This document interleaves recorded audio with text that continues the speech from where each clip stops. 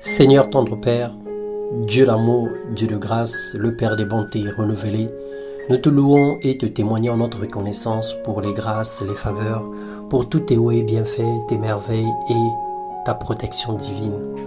Ce matin, ce jour, nous te laissons tout le contrôle et nous te laissons toute la gloire parce que tu en mérites. Bonjour peuple de Dieu, bonjour bien-aimés frères et sœurs, shalom shalom dans vos maisons, bienvenue dans notre partage quotidien. Ce matin nous allons parler, nous allons nous exhorter de la part du Seigneur.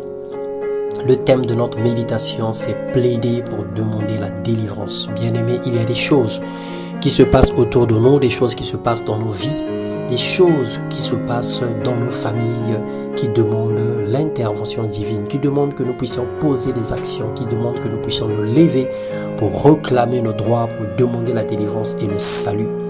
Nous lisons dans Daniel 6, le verset 10, la Bible déclare « Lorsque Daniel sut que le décret était écrit, il se retira dans sa maison où les fenêtres de la chambre supérieure étaient ouvertes dans la direction de Jérusalem. Et 3 fois le jour, il se mettait à genoux, il priait et il louait son Dieu comme il le faisait auparavant. » Bien-aimé, cette affaire te concerne. Ne reste pas inactif, ne reste pas inactive, ne reste pas passive ou passive face aux difficultés et aux situations qui se passent dans ta vie et dans ta famille, même dans le pays ou dans le quartier. Le diable et ses anges déchus sont en permanence en colère contre les saints. Ils réclament à la fois les sacrifices des alliances contractées volontairement et même les sacrifices des alliances contractées involontairement. Ça veut dire des choses que les parents, les grands-parents ont fait et qui nous réclament aujourd'hui, qui réclament le sang ou qui réclament une rançon aujourd'hui. Ils sont jaloux de la puissance que Dieu met sur nous et de l'onction qui nous amène à servir Dieu. Parce que le diable a été précipité sur la terre, il était un ange de lumière, mais il n'avait jamais connu la plénitude ni l'onction sur lui. Il est jaloux de voir ce que le Seigneur est capable de faire avec nous aujourd'hui. À cause même de ça, ils font tous les efforts pour nuire à notre vie et à nous accuser par rapport à nos erreurs ou même nos alliances du passé.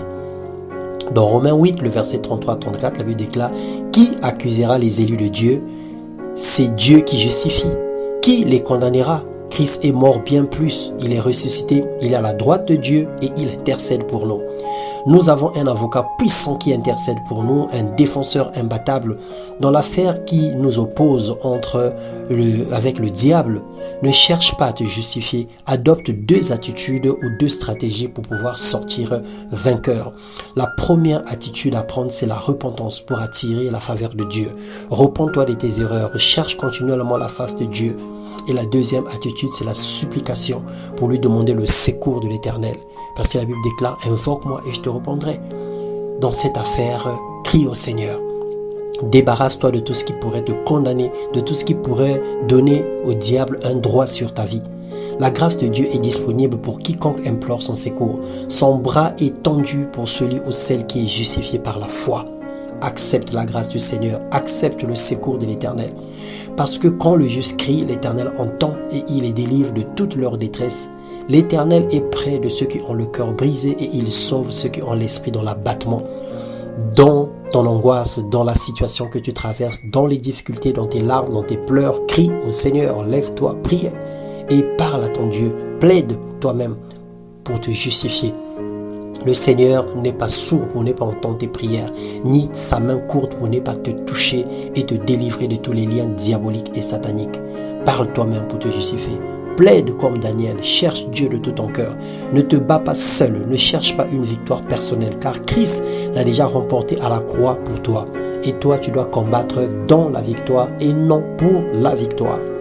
Que le Seigneur nous bénisse et nous donne la victoire sur toutes les batailles physiques et spirituelles.